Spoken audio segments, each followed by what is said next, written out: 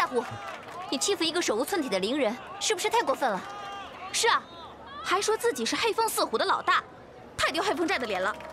兰陵、红巾，念在你们是故人的情分上，我黑大虎不与你们争执。大虎，今天是什么日子？容你在这撒酒疯？二哥，你怎么帮着外人说话？这伶人是什么货色，有谁不知道啊？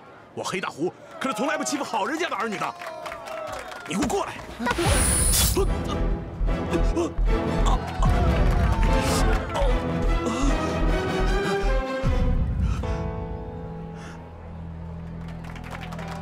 你这个女人，竟敢暗算我！住嘴，大虎，休对慕容姑娘无礼！你知不知道，站在你面前的慕容姑娘是药王山庄的主人，也是蒲王殿下的未婚妻。此次专程随蒲王殿下前来观礼。慕容姑娘，大虎有眼无珠，您若有什么怨气，尽管发到大虎一个人身上，跟黑风寨无关啊！二当家，你说眼前的这位是？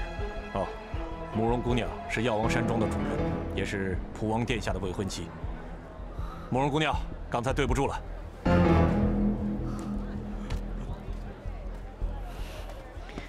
哎，狄大人，哎呀，想要的来了，却又跑了。死墨鱼，早晚割掉你舌头！这慕容清突然出现，狄仁杰他肯定吃亏，还不快追啊！小兄弟。 这包是金疮药，可以消肿止痛，伤在脸上难免留下伤痕。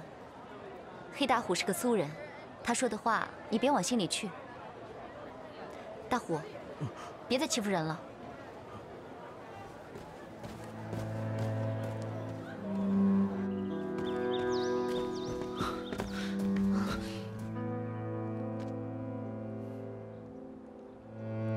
狄仁杰，你到底想干什么？你是慕容清。 不是话废话，二当家说的是不是真的？你要嫁给蒲王？你不娶我，还要管我嫁给别人吗？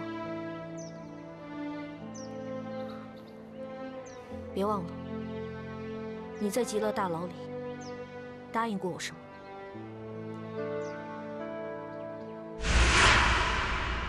求求你！ 从今天开始，我们便恩断义绝。答应我好不好，狄仁杰？好吧，我答应你。那天的事，我怎么可能会忘记？好，那就请你遵守承诺。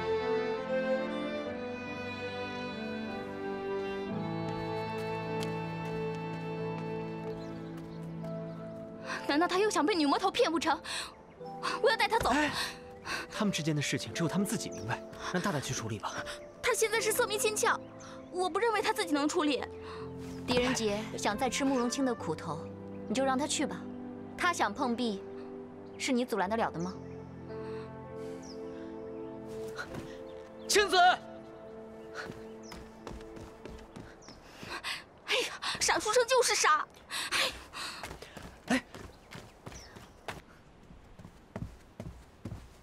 青子，青子，狄仁杰，你是不是不想守承诺？不，承诺一定会遵守。所以从那天开始，我便当作我们从来没有相识过。不过我们可以从今天开始重新认识啊！你是不是想耍赖皮？我只是想跟你说清楚。青子，你又与人起争执了？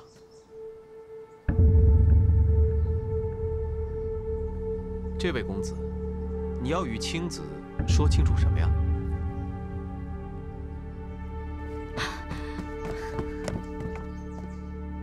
兰陵、红巾、三哥，三哥，小木，你认识这些人？殿下，这位是飞兰陵、飞红巾，是我黑风寨的义妹。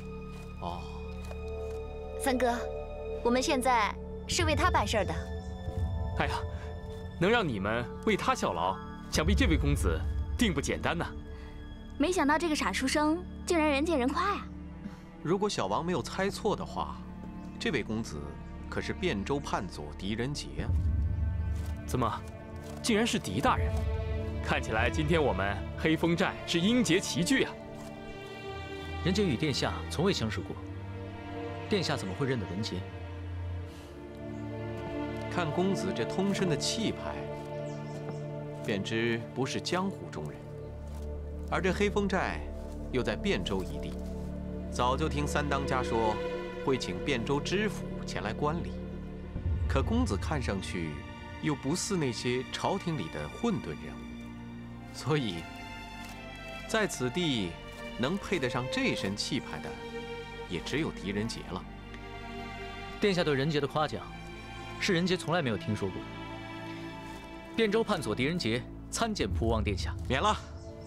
今日在这青山绿水之间，我们不用行此虚礼。对了，刚刚你要与青子说清楚什么呀？啊，没什么，没什么。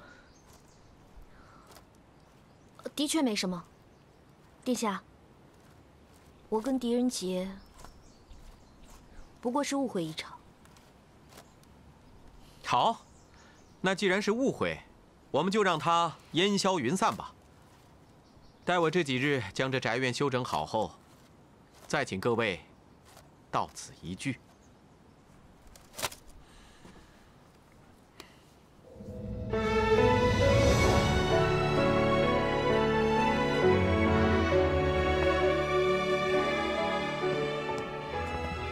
狄大人，萧木要去帮忙打点蒲王殿下和慕容小姐的住处，就先失陪了。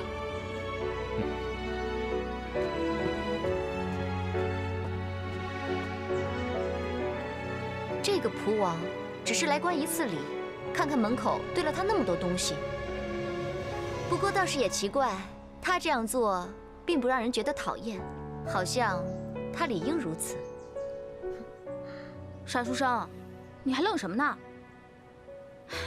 人家甩了你，可是找到更好的了。狄大人，咱们快去武殿吧，徐大人他们等候多时了。二当家，听兰陵说，黑风寨有上好的女儿红，可是真的？哼，那是当然。大人如果喜欢，定当在午宴中全数奉上。好，黑风寨有情有义，仁杰今天不醉不归。请。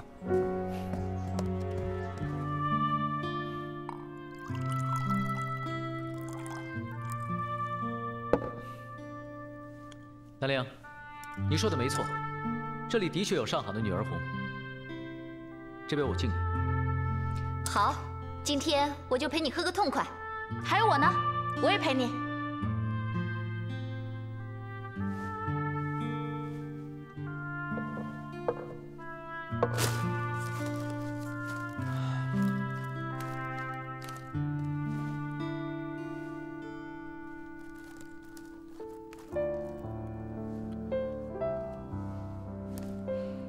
青子，慢点喝，这么喝伤身子啊。今天我心情好，黑风寨如此美意，我怎么能辜负呢？谢谢慕容姑娘，更要多谢蒲王殿下大驾光临。从此以后，我黑风寨定当竭尽全力报效朝廷。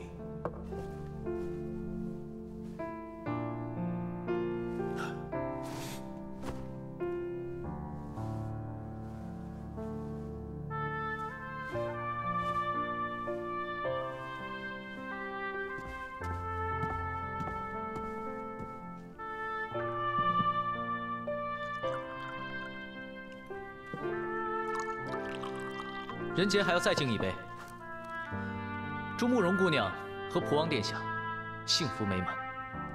好，青子，狄大人好心祝福你我，我们应该感谢他才是啊。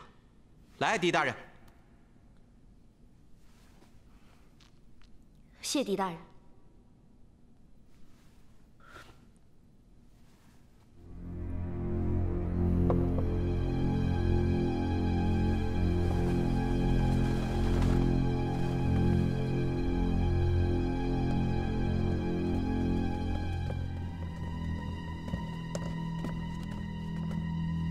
我是铁骑王翰，这是将军赠我的龙渊剑。我是铁骑张昭，这是将军赠我的鱼肠剑。我是铁骑赵成，这是将军赠我的战卢剑。宝剑赠兄弟，义气冲云天。我们要誓死效将军。敌人攻到了城门，兄弟们拿起手中宝剑，骑上战马，随我一起奔赴沙场。兄弟结义在将台，宝剑为证，誓为盟。这戏排得好，真是应时应景啊！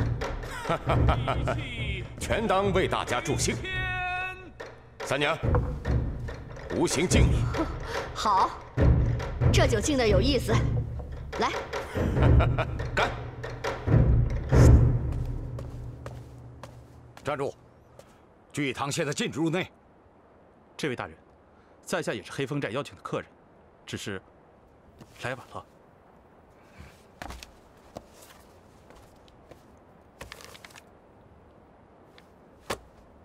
你可以进去，把兵器留下。来，谢大人。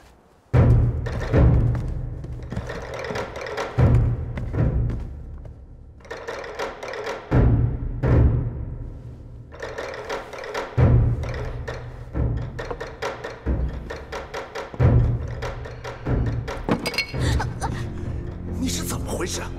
这么不小心！师爷，哎，师爷。算了吧，他也是无心之过。殿下，恕臣失礼，先出去整理一下衣衫。屈大人请便。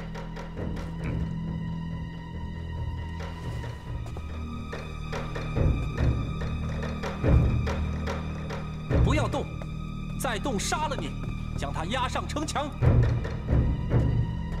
大哥，将军待我们不薄，这样做是否有违道义呢？现在兵临城下，我们的妻儿要被敌人活捉，他必须付出性命来拯救我们。可是我们许下了生死的诺言，这宝剑就是最好的见证。难道今日要将它付之一炬？兄弟结义在将台，宝剑为证，誓为盟。那就让他付之一炬吧。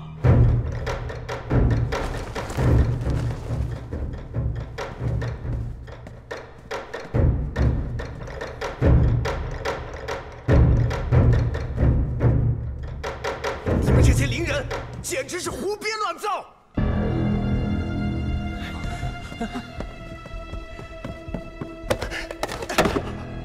说，是谁让你们这样演的？是谁让你们这样演的？三铁骑与将军共生死，怎么可能会杀死将军呢？是你们山寨派人送来的戏本，我们也只是照着排演呢。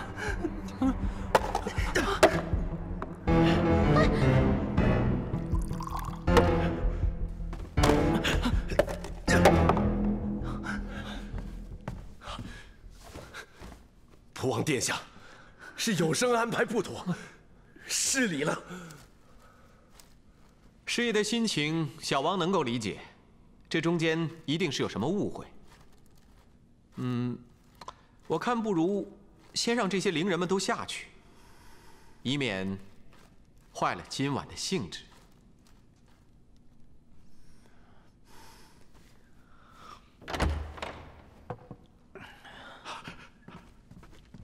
殿下，殿下，屈大人刚刚被发现死在了前庭，黑风寨可能有刺客，末将已派兵将黑风寨团团围住。臣恳请护送您和慕容姑娘离开这里。至于其他人的，一律不得出入。怎么回事？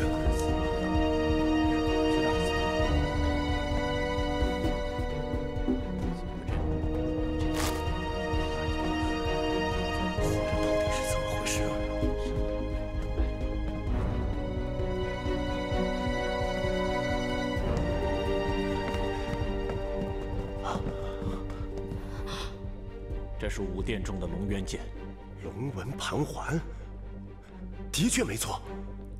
可刚刚这剑不是好好的挂在武殿中吗？三位当家的，大事不好了！武殿着火了！三弟，你留在这里协助官兵处理现场。师爷，你去安排花三娘和伶人们的住处。是。什么？我的住处？是啊，花三娘，上官将军不是说了吗？谁也不得离开黑风寨呀！师爷，记住，千万不可怠慢大家。好。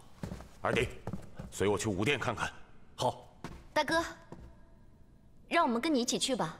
狄仁杰观察入微，或许能发现线索。那就多谢狄大人了。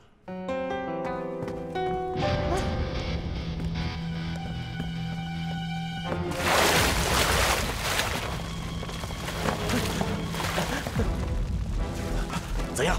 宝剑是否安好？大当家，宝剑不见了，只剩下剑鞘。什么？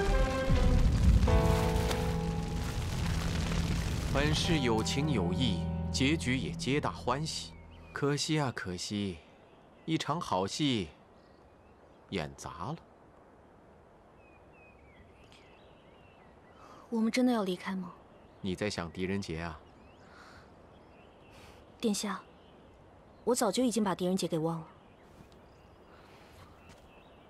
从他不辞而别，离开药王山庄的时候，是忘了，还是记得更深呢？殿下，殿下，现在黑风寨十分的危险，臣已派人将屈大人的死讯上报给朝廷。现在臣请护送殿下和慕容姑娘离开这里。好，那就有劳上官将军了。走吧。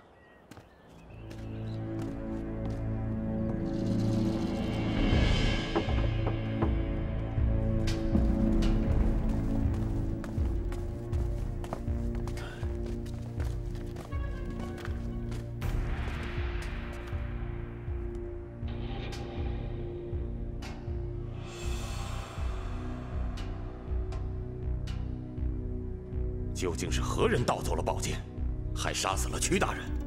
这么一来，恐怕整个黑风寨都要受到牵连。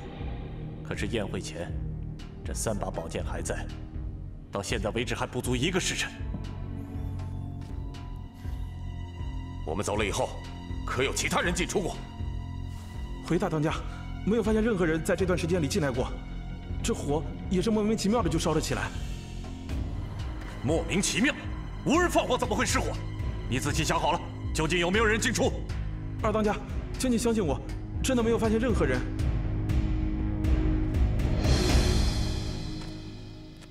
大大，你在想什么？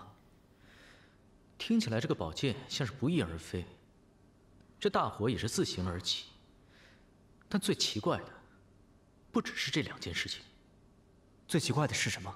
是时间。从这里到聚义堂，至少需要2炷香的时间。而屈大人被杀，与这武殿失火，差不多是在同一时间发生的事情。难道盗剑杀人者与放火者不是同一个人？目前还不能肯定，但这一切未免也太巧了吧？大哥、二哥，会不会伶人演的是真的？将军带着不义之火回来报仇？也许，屈大人就是那个佩戴着龙渊剑的铁骑，所以，凶手要用龙渊剑杀死他。以血还血？难道这世上真的有鬼魂？怎么可能会有这样的事情？这个宝剑的传说，不可能是假的。传说是真是假，我还不敢肯定。但这世上没有鬼魂，倒是真的。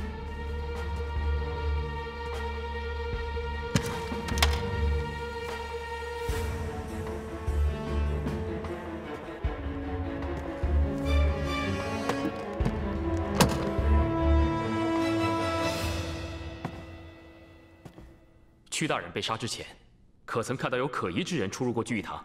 有一个，让上官大人给拦了下来。不过他拿出请帖，说自己只是晚来，上官大人便让他放下兵器进来了。可曾看清楚请帖上的名字？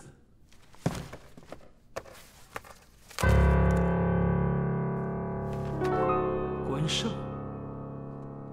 黑黑风寨似乎没有请这么一位人物。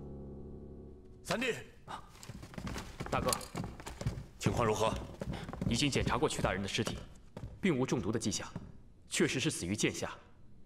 啊，武殿那边的情况怎么样了？火是救下了，但是3把宝剑全部失窃。这么说来，确实是盗剑行凶。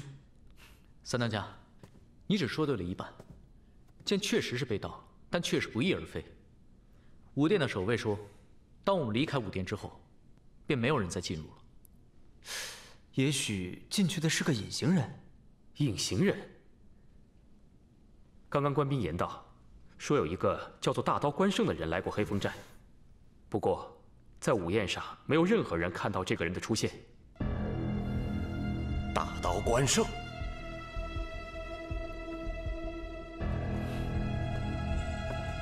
兄弟，出来吧！就是他！啊，诸位当家的饶命啊！曲大人可不是我杀的呀！你就是关胜？你这请柬是假的，你还说你不是凶手？这……关胜进来的时候有没有带着剑？并没有，只有一把大刀，不过也让上官将军给留下了。关胜，在下汴州判佐狄仁杰。如果你想证明自己无罪的话，就将书案上的宝剑拿过来吧。你就是除了萧朝天的狄仁杰？正是。好，在下早已钦佩您，狄大人怎么说，关某就怎么做。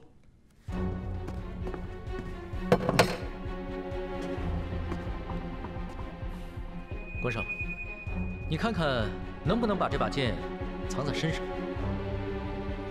这剑乃青铜玄铁，比关某的大刀还要沉。狄大人，你这不是为难关胜吗？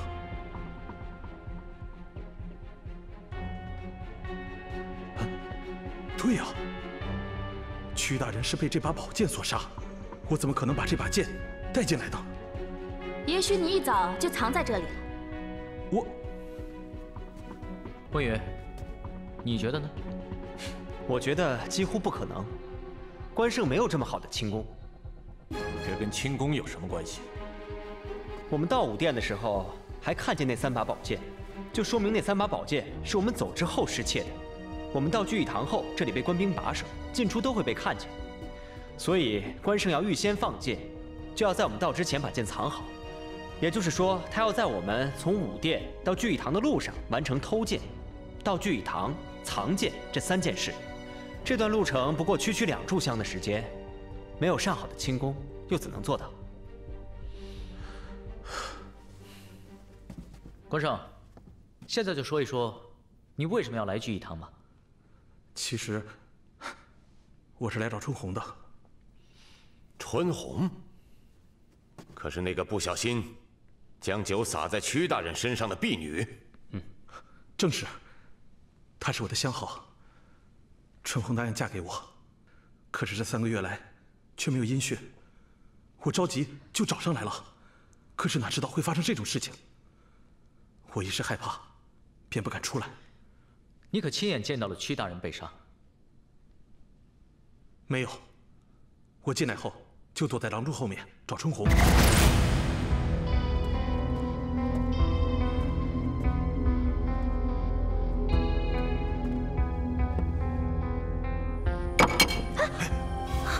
你是怎么回事？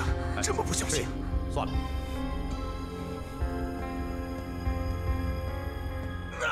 突然，我听到一声惨叫，那一刹，我听到身后有脚步声，快回头看时却没人了。官兵从我前面冲进来，我一时慌乱，就跳到了房梁上。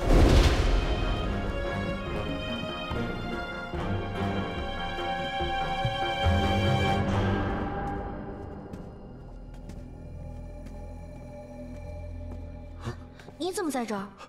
春红，你可认得他？认得，我去年下山买东西被歹人所劫，就是他救了我。春红，为什么你要失约？不是说好这个月初5就成亲吗？这不正赶上招安吗？我想等过了招安再说。大当家承诺，寨里每个人都能分到一笔赏金的。我的确是希望寨中每一个人都有好日子过。这招安之后，能够分一笔钱给大家，没想到，竟然让大家都受到了牵连。大哥，这并不是你的过错，害人的是那个凶手。如果关胜说的都是真的，那这凶手必定是在宴会之上。狄大人，关胜乃关二爷的后人，说话从来不打马虎眼。好，人家就相信你。关胜说他听到屈大人惨叫之后，就马上有士兵进来了。而这凶手如果逃走，定不会走前厅的大门，因为士兵就是从那里进来的。他不从前门走，还可以走后门啊。这的确是一个不错的办法，只可惜凶手并没有这么做，关胜却在不经意之间，将自己变成了可以证明凶手从未离开过的证人。我？对，就是你。你所听到的脚步声，就是凶手的脚步声，而你靠的廊柱，离那后堂至少有50步的距离。如果这凶手要去后堂，他怎么可能在你转身的时候就突然不见了？答案只有一个，这凶手定是进入了宴会大厅。既然凶手返回了宴会大厅，就证明这凶手就在赴会人之中，而他特意赶回来，就是为了减少自身的嫌疑。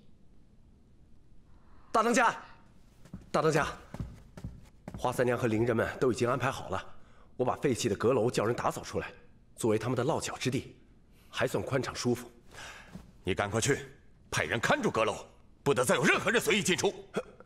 为什么，大当家？这样恐怕会得罪客人呢。刚刚花三娘已经十分不满了。凶手很可能就在这些人当中，如果逃了，咱们整个黑风寨都担当不起。啊，好，我马上就去。等等，师爷，你也给他在阁楼安排上一个房间吧。狄大人，为何如此？我不是已经没有嫌疑了吗？你说的话未必100%都是真的，所以委屈一下。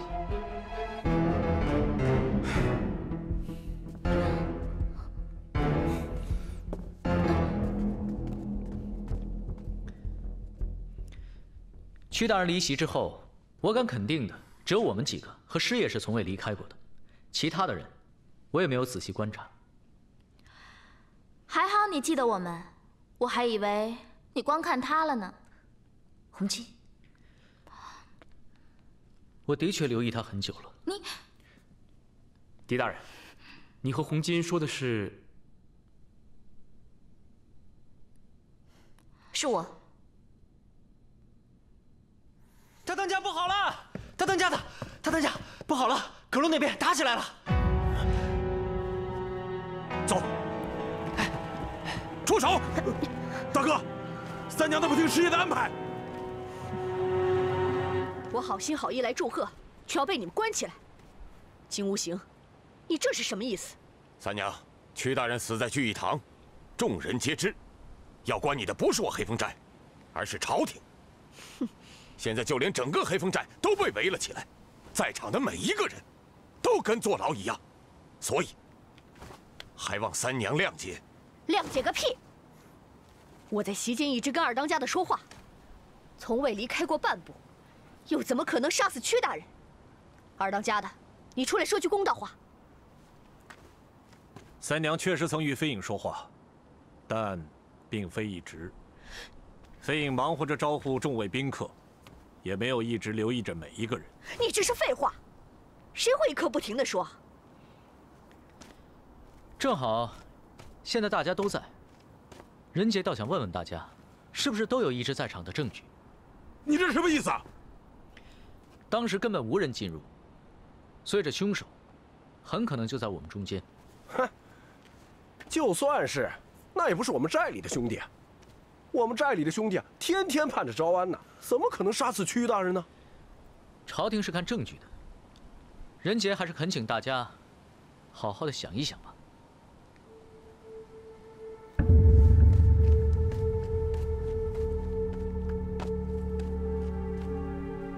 你的伤好些了吗？没事了，多谢这位姐姐。大人，当时我们可是一直都在台上表演，这可是众人所见，这应该算是证据吧？这，你们这些伶人，我看就是你们作怪，演的什么鬼戏，咒死了屈大人！哎，什么咒死啊？人家可说了，这戏本是黑风寨送去的。依我看，这戏本怕是中途被调包了吧？戏本送到后，我们停了3天才开始排的。要说被调包了没有，我们也不清楚。三哥，不管怎样，这些伶人就是不祥之人。既然是不祥之人，那大虎兄为何上午还要去招惹他们？总之，在没有找到凶手之前，任何人不可以离开黑风寨。现在我们是同一条船上的人，还请大家不要有离开的打算。倒不如好好想一想细节，多提供一些线索吧。诸位兄弟，兵部侍郎屈大人死在了黑风寨，这表明黑风寨对朝廷的招安毫无诚意。我等现在就奉皇命剿灭黑风寨。现在号角已吹过3遍，黑风寨里除了老人、女人和小孩之外，其他山匪一律格杀勿论。是。官军来了！官军来了！这2座山头形同马鞍，而第1座山头就是黑风寨。从这里到山谷颇是陡转。如果让官兵以为我们黑风寨众人都躲在这山谷当中，便会将他们引入到山谷之内。那么当士兵知道自己被骗后，再上山，恐怕就难上加难了吧？可是朝廷派了那么多官兵，把他们全都骗到山谷里，谈何容易啊！再多的士兵，也只相信一个将军的话，所以我们没有必要去骗他们，只要骗得过上官将军就可以了。3位当家，你们可愿意相信人杰？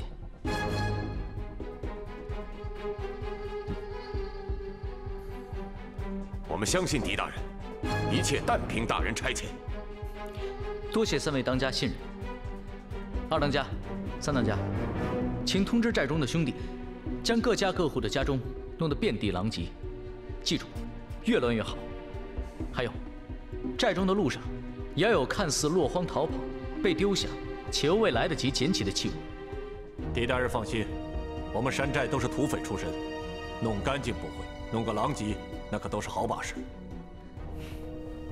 师爷，请把大家转移到这山头上任何一个可以藏身的地方，山洞也好，树林也好，要快，也要近，因为现在时间已经非常紧迫了。狄大人放心，我一定能为大家找一处安全之地。好，2当家、3当家，师爷，你们现在就开始行动吧。好。狄大人，那我呢？我做些什么？大当家，请帮人杰找10匹快马，还有树枝，越多越好。这没问题。可是，找这些来做什么？你一会儿就知道了。墨雨，你的马术有没有退步啊？比上次赢你时还要再稍好一些。红金蓝绫，你们呢？傻书生，你有听说过飞贼不会马术的吗？是啊，要不然怎么逃跑啊？好，大当家，我们现在就去引开官兵吧。好。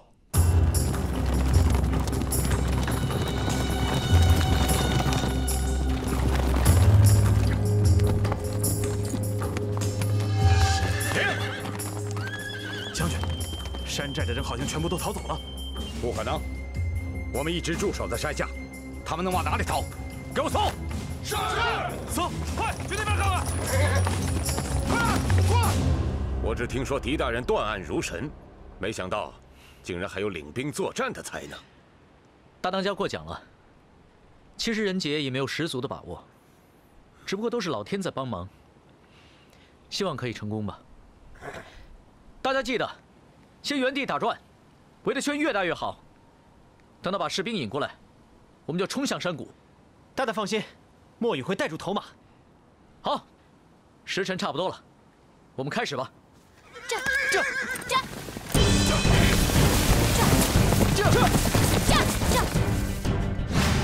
将军快看，那里好像许多马匹在奔走的样子。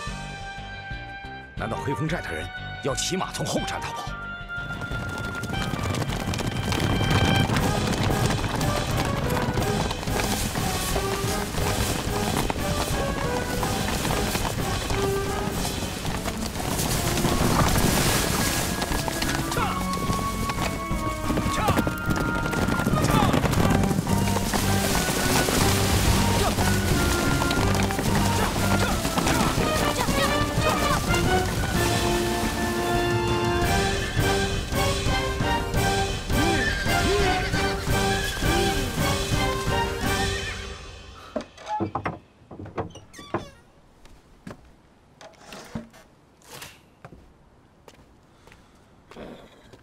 蒲王殿下，殿下，您为何会在此？为了给你们争取更多的时间呢。殿下的意思是？狄大人，你用这招把官兵引入后面的山谷，就算你骑术再好，骑得再快，小王推断，最多也就能争取到1天的时间吧。殿下知道我们要引官兵到山谷。小王只是推断到，朝廷今日有可能会绞杀黑风寨，而狄大人呢，绝不会见死不救。但狄大人又不会让黑风寨与朝廷为敌，所以只有想办法来拖延时间。就这里的地势来看，最好的办法就是将官兵引入到后面的山谷之中。狄大人如此聪明，不会想不到的。所以小王今日并没有离开汴州，一早便从后面的山谷来到此地，等候诸位。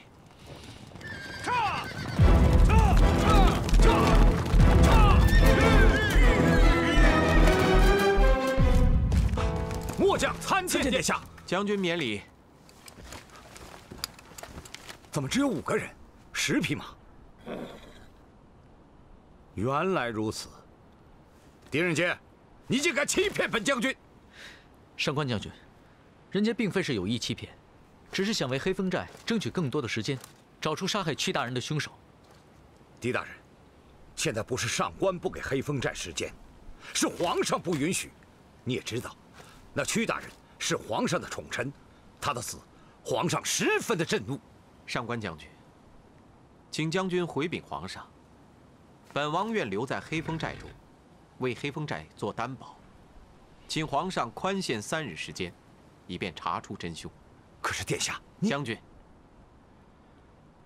你若硬要绞杀黑风寨，也好，就先杀了本王吧。啊，末将万万不敢。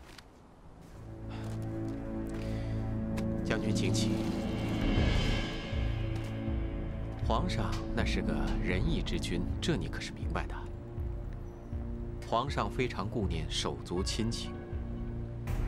本王虽然已被流放，在朝中也没有什么势力，但不管怎么说，本王也是皇上的亲兄弟。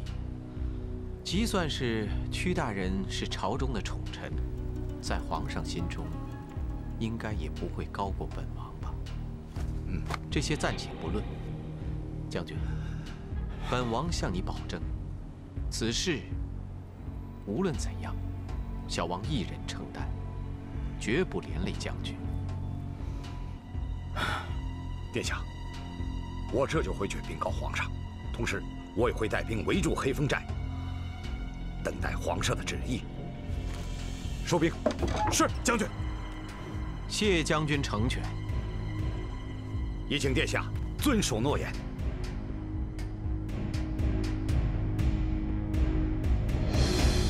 狄大人果然是神算呐，官兵果然中计。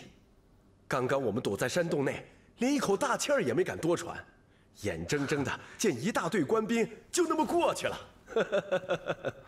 三弟，阁楼上众人可好？二哥尽管放心，这阁楼地处偏远，并且年久失修，不引人注目。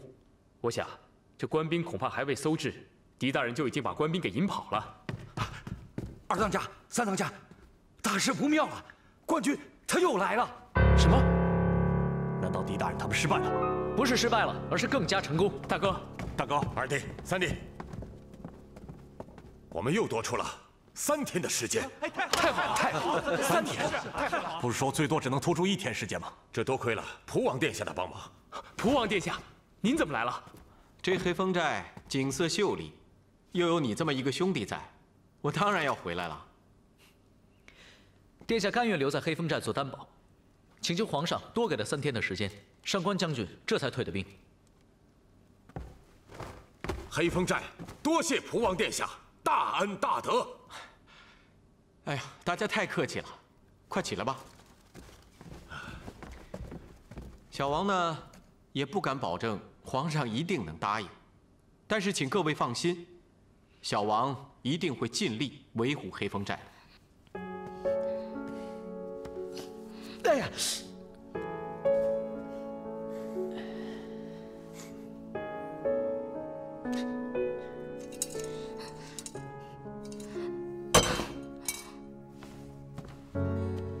茶壶又没得罪你，你跟茶壶置什么气啊？行了，我去倒水，省得你为难他。无端端又冒出个蒲王，这有什么不好吗？黑风寨又多出3天时间，恐怕无端端冒出来那个让你生气的人，不是蒲王吧？既然你这么说，那我不妨直说，那个慕容清。我们在大漠的时候就差点被他害死，现在还阴魂不散，又借着蒲王的名义出现，谁知道什么目的啊？说不定这黑风寨的一切都是那个女人搞出来的。红巾，慕容姑娘不管干什么都不会伤害大大，而且大漠一事，我们也没有确凿证据。你们这些男人啊，见到漂亮女人就晕，哪儿分得清楚什么好坏啊？不管你们信不信。反正这个慕容清，绝对不是个简单的女人。不简单的不是慕容清，而是蒲王。但不管怎么样，我们多了3天的时间，还是件好事。哎呀，沙书生，你是不是吃醋了？出来这么一个既潇洒又聪明的人物，不仅抢了你的女人。还抢了你的风头。狄仁杰只喝酒，不吃醋。酒喝多了容易醉，就像漂亮的女人，看多了容易晕。啊，还是喝点茶，消暑解郁的好。原来最可怕的不是漂亮女人，而是聪明的女人呢。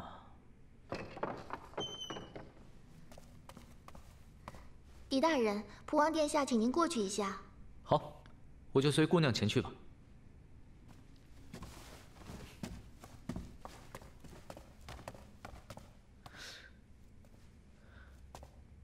黑风似乎在阁楼待了1天1夜了，如果真凶就在里面的话，一定会有所动静。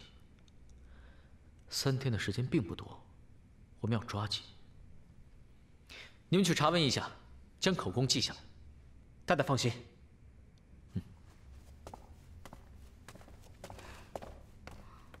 自己去见心上人，把活交给我们干。你不是要喝茶吗？不喝了。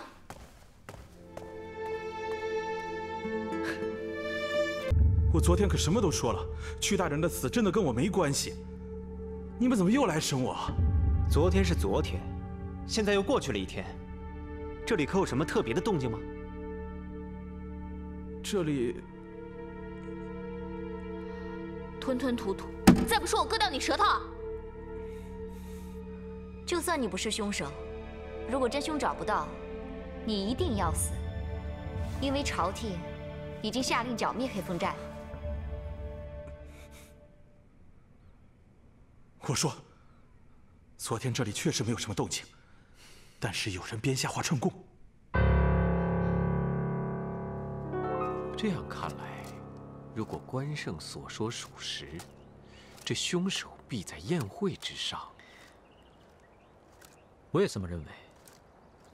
而且关胜没有撒谎的必要。为什么凶手一定要用龙渊剑杀死屈大人？盗剑、放火，杀一个人需要费这么大的周折吗？还有，这一切看起来并非偶然，似乎是早有安排。没错，这样的安排一定是熟悉黑风寨，并且知道招安事宜的人才可以做出来。所以人杰肯定着凶手一定在宴席之上，而凶手大费周章的去杀人，是为了制造一系列的不可能来掩人耳目。不可能，没人进出便忽然失火的武殿，不可能在没有人进出的情况下便失窃的宝剑。还有一个不可能，就算当时大厅再昏暗，也绝不可能有人拿着龙渊剑到宴席上杀人，然后又回到席中。这一切想来想去都自相矛盾，难道这就是凶手的真正目的？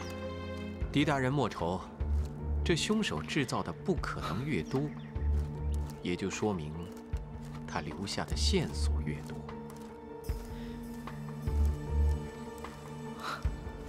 殿下所言甚是。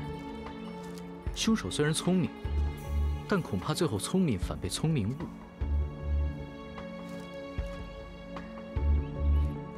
青子，来坐。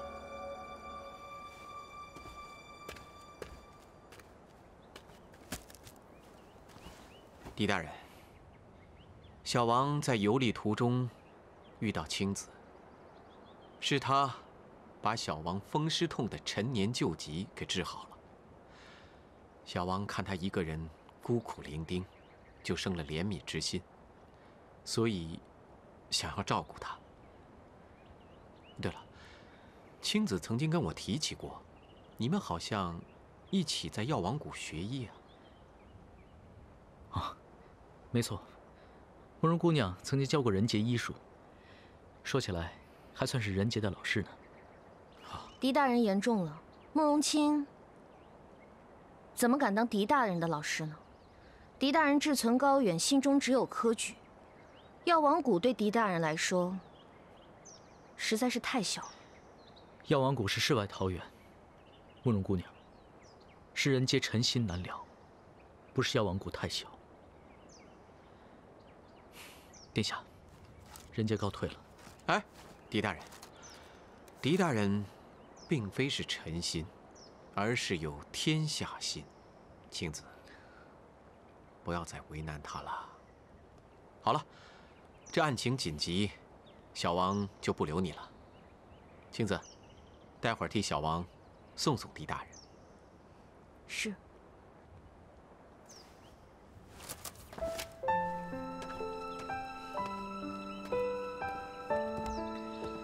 人杰原想问你，为何要嫁给蒲王殿下？看来现在无需再问了。殿下确是极其难得的人物，任谁都会被吸引。倘若黑风寨平安无事，人杰相信，你跟殿下一定会幸福的生活的。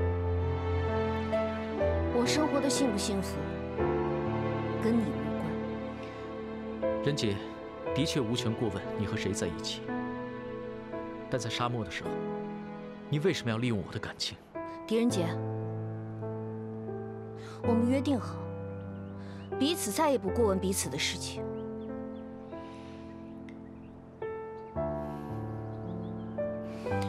你想得到无字天碑，我也想，但是我绝对不会告诉你我为什么。不说也罢，只要你真正找到了你想要的人。傻书生，你放着案情不查，还跟他在一起，你是不是嫌他把你害得还不够啊？红巾，你放心，我以后绝对不会再害他。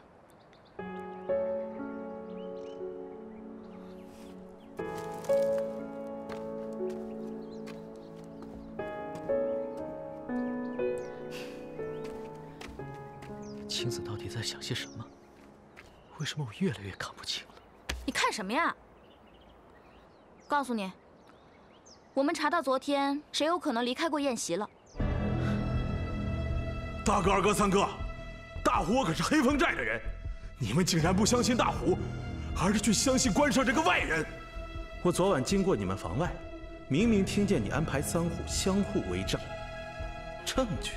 哼，证据怎么能安排出来呢？说得好，安排出来的不是证据，而是辩词，狡辩之词。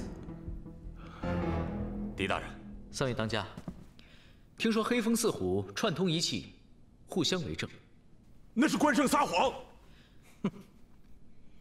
是关胜撒谎，还是你撒谎？墨与红金兰陵可是将阁楼众人分开审理。如果是关胜撒谎，他又是如何知道这黑风四虎互相为证的？狄仁杰，你怂恿三位当家的把我们都关进阁楼，谁知道你会把哪一个拉去做替罪羊？这么说来，你们的确串供了。我为何串供？是不是你离席，怕我们查出来？大虎，黑风寨的兄弟，没有一个是不凭良心做事的。你要是没有杀人，我看到底谁敢把你拉出去做替罪羊？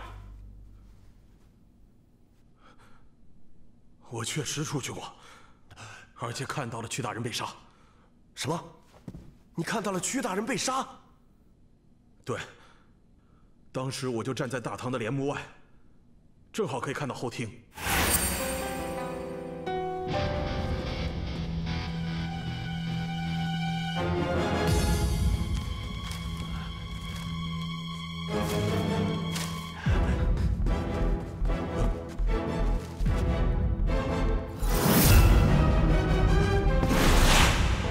你为何跟着屈大人之后离席？我是想给屈大人送礼，看看能不能在朝廷打开一些门路，招安后也能混个一官半职的。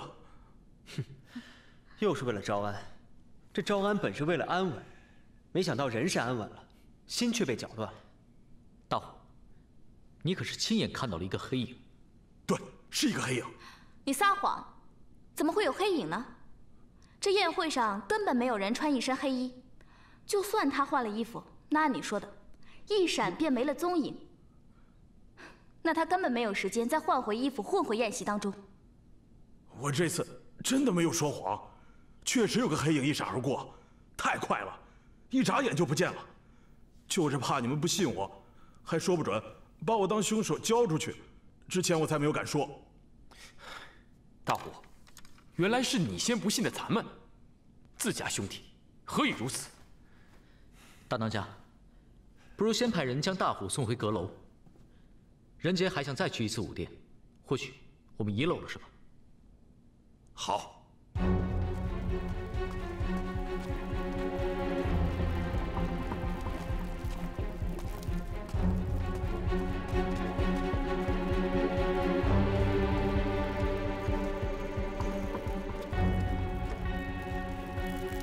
其实，今天是将军和三铁骑的忌日。不知大家相不相信伶人们所演的故事？这个故事的真假，无形不知。但是，我知道何为忠义。这两个字，从我当上黑风寨大当家的时候，我就从来不敢忘记。黑风寨这么多年，劫富济贫，从不错杀一人。飞鹰以为，即使伶人所演的故事是真的，那么这笔血债，也不该由黑风寨来承担。大哥、二哥，你们放心，狄仁杰一定会帮忙找出真凶的。是真有其事，还是有人编造故事另有图谋？到时候便知。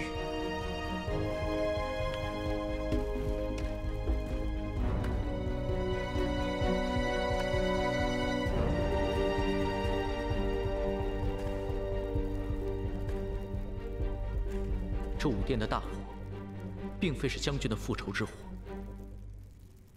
而这里正是点燃大火的起点。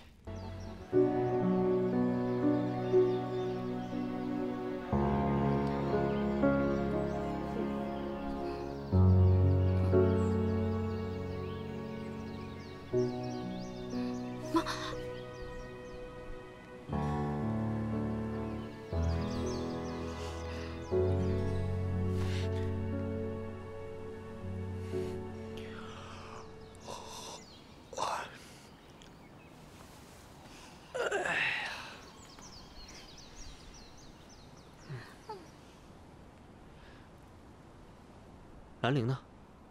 兰陵呢？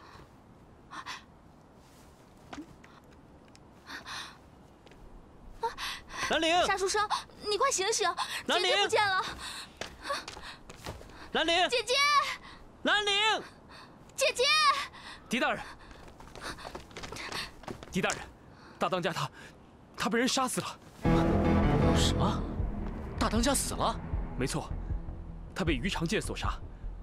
五殿当中的第2把宝剑已经出现了，大家都怀疑兰陵是凶手。什么？狄仁杰，大哥不是我杀的。别着急，慢慢把事情说清楚。有什么好说的？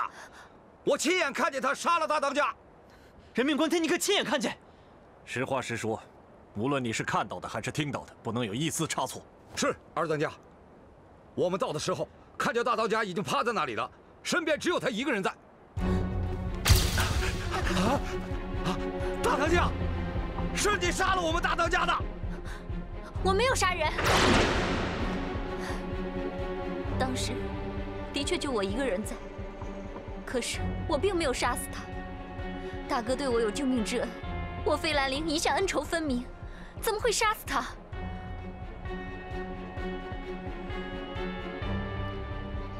就是。莫欲以人格担保，费兰陵为人情深义重，绝非恩将仇报之人。我也可以替姐姐担保。是啊，兰陵曾经在我黑风寨待过半年，是我黑风寨的义妹。萧木也认为兰陵并非是这样的人。若不是他，那凶手在哪里？除非凶手会什么遁地术、隐身术。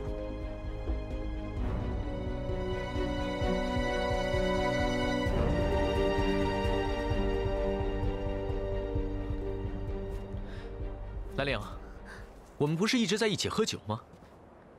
你为何会到这儿来？是啊，兰陵姑娘，这个时候山寨内可是很少有人走动的。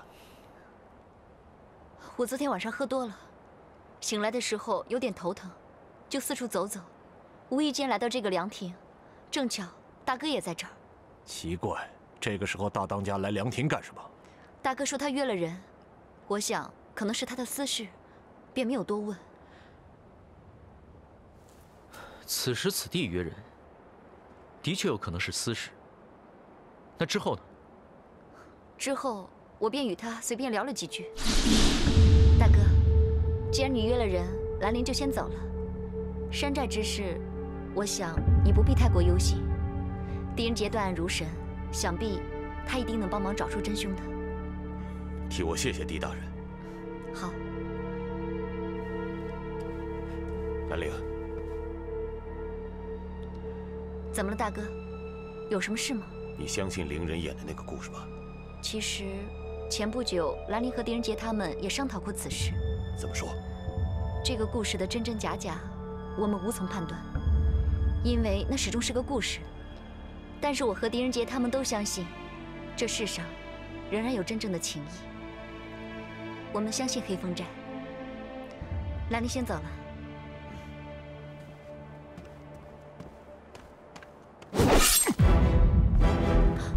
大哥，大哥，真情义。二哥，好。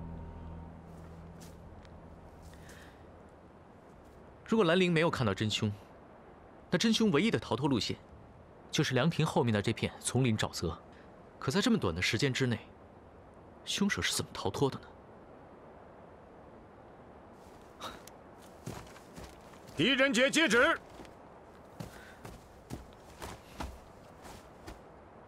朝廷派屈大人招安黑风寨，屈大人却离奇地死在寨中，此诚然是对朝廷的大不敬。朝廷本应该绞杀山匪，但朕念及蒲王为黑风寨求情，现特命汴州判佐狄仁杰，自蒲王奏呈起3日内，全权负责此案，查出真凶，钦此。狄仁杰接旨。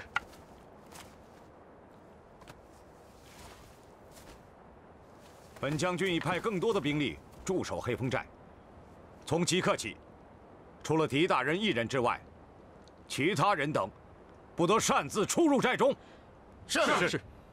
现在可是离时限还剩下2天不到，如果了明日子时再查不出真凶，我上官可要带兵攻入了。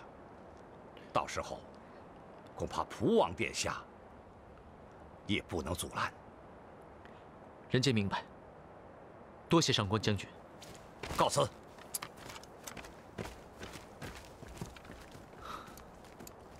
狄大人，现在情况紧急，鬼魂之说恐怕是很难说服朝廷了。把兰陵关入阁楼。傻书生，你干什么呀？这绝对不会是姐姐干的。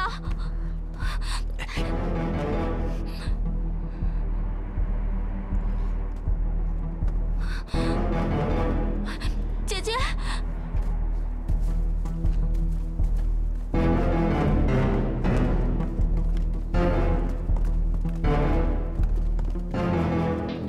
这不是狄大人身边的人吗？难道也会有嫌疑？师爷，可不可以先把我放出去？万一凶手要是没找着，朝廷打上来了，我也好见春红最后一面。哎呀，你瞧你那点出息，为了那个女人，至于吗？还一天到晚说自己是关二爷的后代，我呸！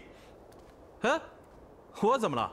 我爱女人天经地义，总比你一天到晚想着怎么耍伶人强。你说什么？大虎兄弟，大当家被人害死了。什么？金无形死了？大当家怎么死的？大当家被人用鱼肠剑杀死在凉亭之内，剑穿胸膛，死得惨烈。鱼肠剑，那不也是五殿里的3把宝剑之一吗？难道和杀死屈大人的凶手是同一个人？师爷，是不是兰陵杀死的大当家？你别血口喷人，我根本没有杀人。大虎兄弟，现在还不清楚，只是兰陵刚巧也在凉亭之内，朝廷已经答应蒲王殿下的请求，特命狄大人全权负责查办此案。大家再耐心等1-2天吧。哎，师爷，这……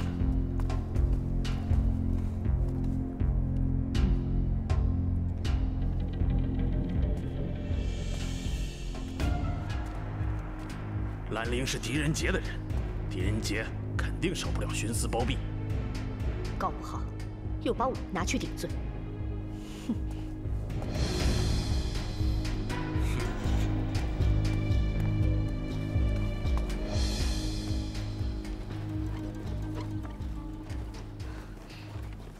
傻书生，我看你不仅是傻，你还无情无义。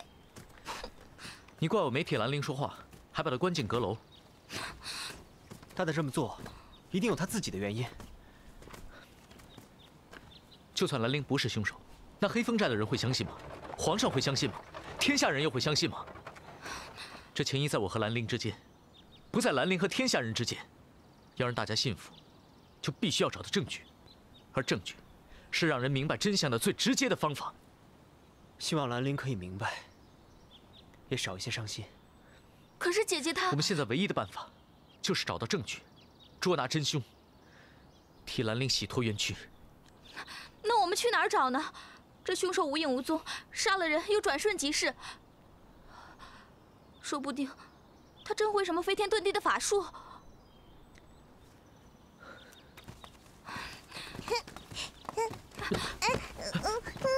哎呀，小宝乖，没事吧？别哭了。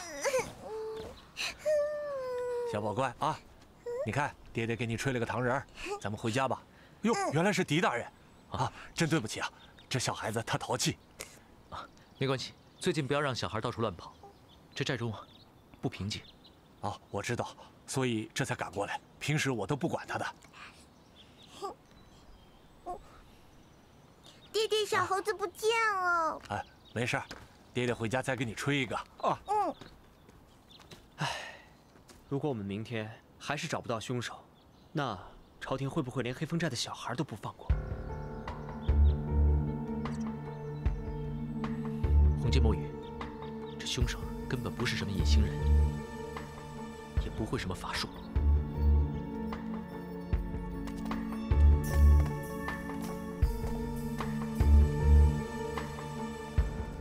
温宇啊，帮我把那个剑鞘拿过来。是。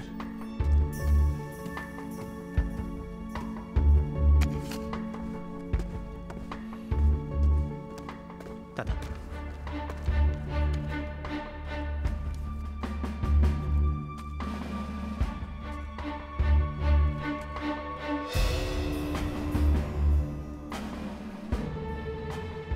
红巾，可否借你的发钗一用？温宇，帮我扶一下。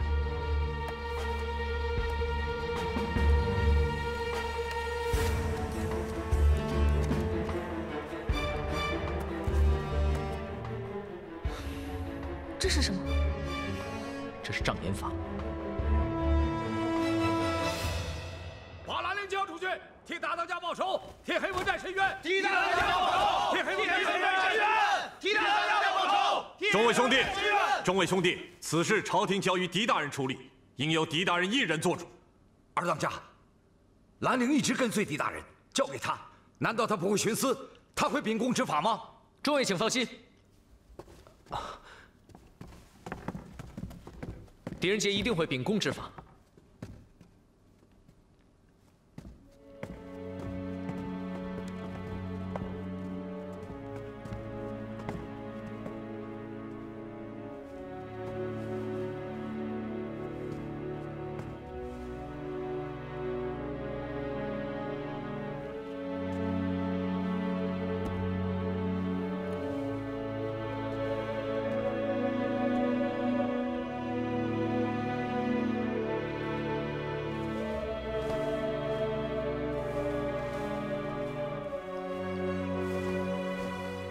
狄大人，您这是？20年来，大当家率黑风寨众兄弟行侠仗义，积善积德。人杰今日就将这个义字送给大当家，也将真相告诉大家。真相？狄大人，不知你所说是何真相啊？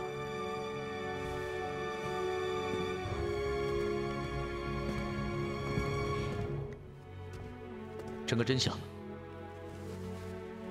就在这里。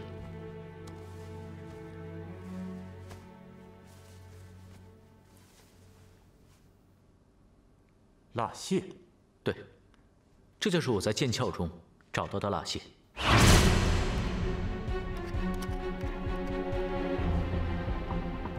我们在武殿里所看到的宝剑都是假的，里面并没有宝剑。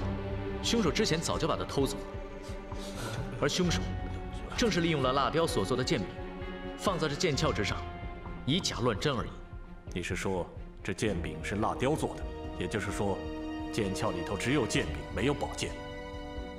没错，二当家，凶手处心积虑地制造这场大火，不仅仅是为了制造将军鬼魂返回来复仇的假象，更重要的是，他要将这剑柄融化。 让我们误以为，这宝剑就是在我们进入武殿之后被偷走的。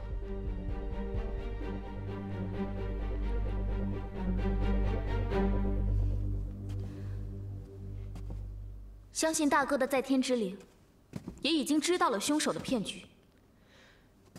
大当家，人杰没有那么好的手艺，再造3把惟妙惟肖的剑柄出来，只能用这个义字来告慰您的在天之灵。 这个凶手真是厉害。首先，让我们得出一个错误的丢剑时间，然后他只要不在这个时间内在武殿出现，就可以证明他不是盗走宝剑的人。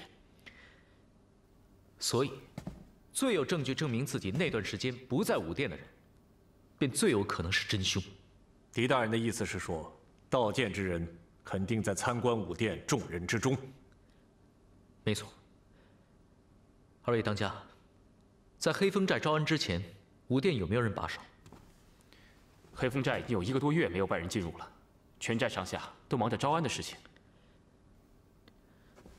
做这3把蜡雕，不是一时半会儿就能完成的事情。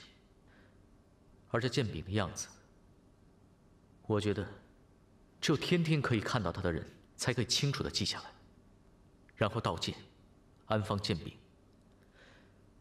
人杰相信。 这凶手很有可能就是黑风寨自己人。如此说来，兰陵并非凶手。可是这盗剑之人，不一定是杀人之人呐。莫非有2个凶手？细想想，咱们现在又是一根绳上的蚂蚱了。在汴州城被萧朝天的人追杀，在大漠面对马贼王随时而来的复仇，现在黑风寨又是一场有时限的生死游戏。我看，都不如碰上一个傻书生，赌命啊！你呀，还是如此伶牙俐齿。不过呢，也确实一语惊醒梦中人。人家自以为从来都不赌，却原来是天下间最大的赌徒。那我岂不是天下第一陪赌？我和姐姐竟也心甘情愿地上了这个赌局。如果你们现在想退出，还来得及。大大，你应该知道，任何一个赌徒都只有进，没有退。没错，何况我们昨天才许下生死不负的诺言。